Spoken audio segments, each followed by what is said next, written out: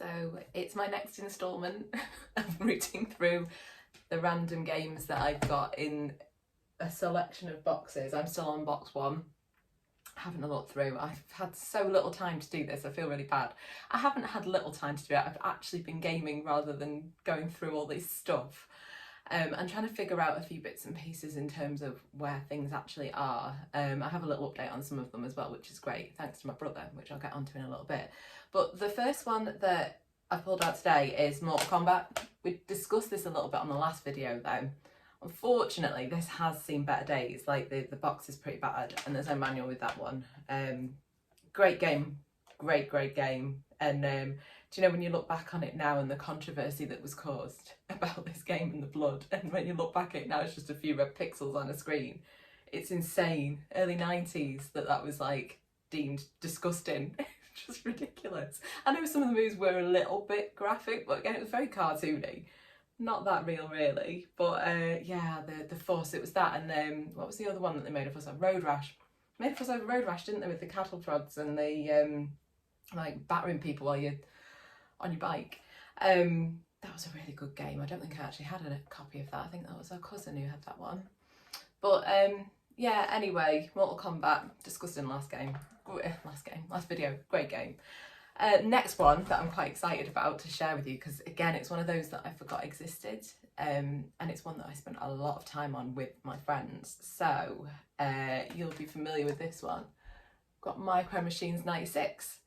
I couldn't believe it when I pulled this one out. I was just like, oh my god, I'd completely forgotten that this one existed. And do you know what was so special about it? For those of you who don't know, I can't get in the box.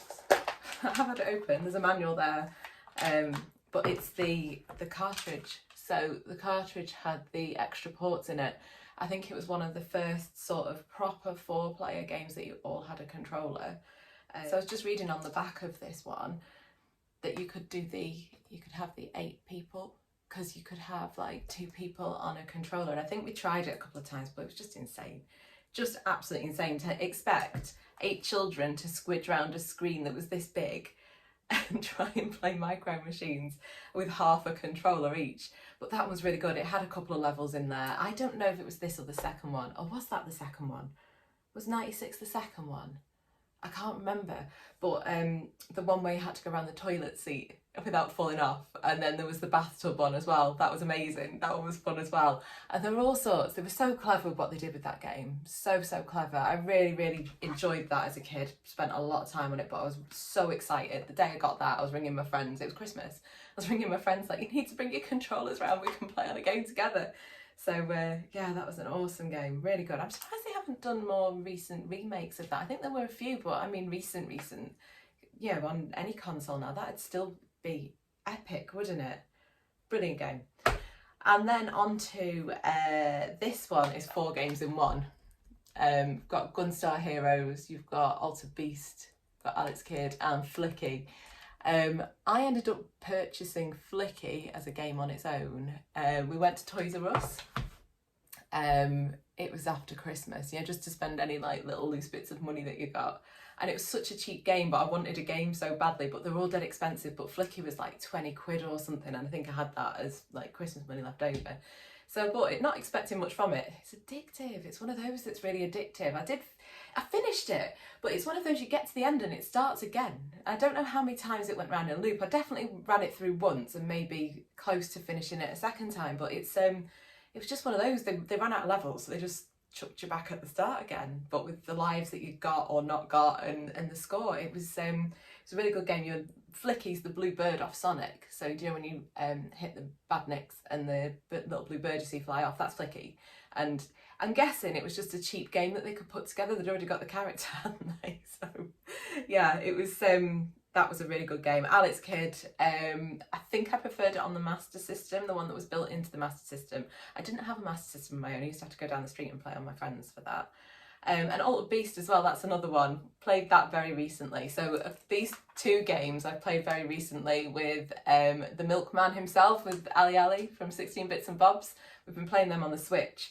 Altered Beast is just like it's quite hard actually. It's more difficult than I remember, but Gunstar Heroes got a little bit of a story about this one now. So we played that the other day. my reaction times are so slow now, so slow compared to what they used to be. But it was a game that me and my brother never managed to finish. We always got stuck on the 4th level. There's a board game and there was a character in it called the Curry and Rice Monster. Could not get past him. I think it's the one where you don't have weapons, you actually have to beat him up. But yeah, we played it the other night, Ali and I, and finished it. So I was really, really excited about that. But the game itself, you do the board, like the 4 levels that you can select, and it's probably the same length again after that, because you have to fight all the bad guys again that you've already defeated. There's a bit where you're in space, and then there's the final boss, which has got like 3 or 4 different things that you have to get through. So I was so pleased about that. But the first thing I did, first thing next morning, is I text my brother to let him know that I finally finished the game. And his response was, oh, that Curry and Rice Monster. I was like, yes, I know, that's the one. I finished him. I actually managed to kill him. I did it. We'd never got past him before. We always got stuck on that board game at that point. Just could never get past it. So really pleased that I finished that one now. But on that note, my brother started texting. I'd said about I've got the YouTube channel set up, and I was talking about the retro games that we used to play, and he was telling me there's a few things. So he thinks he's got the SNES at his. He thinks he's got the Mega Drive, which I'm not sure, because I think I've got the Mega Drive somewhere, so I'm going to go and try and find it. I still have to dig out a load of stuff. I've still got loads to go through here as well.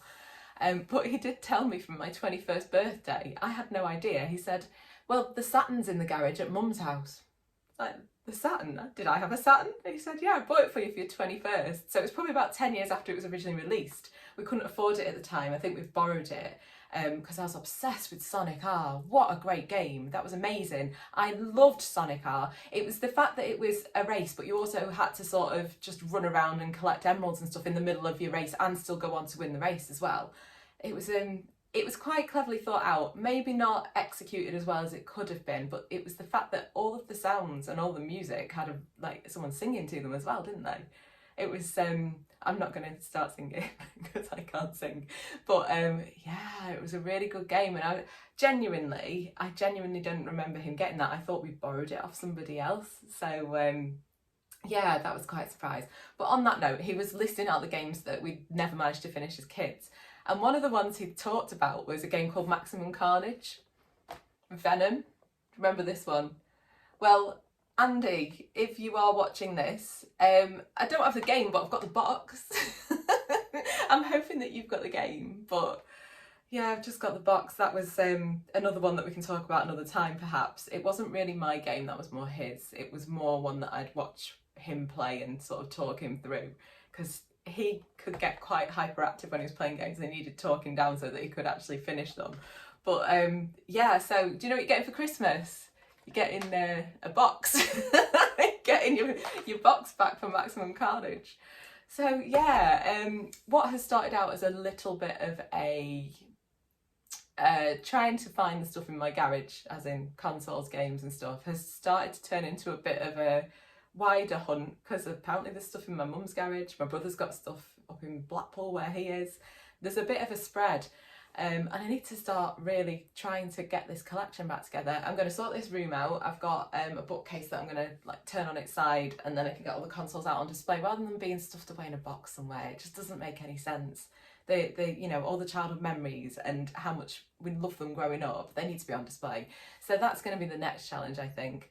But yeah, we've got quite a lot to go through still, so keep watching. I'm hoping to put another little video out soon. I've had a little run through the Sonic. So on the Sonic Origins, you can run all the bosses one after the other on each game, so it's called Boss Rush. So you do every single Dr. Robotnik in like Sonic 1, Sonic 2, Sonic 3. So I'm going to try and do some speed runs of that maybe, or at least just go through them and finish them and see what I can do with that. So that might be my next video.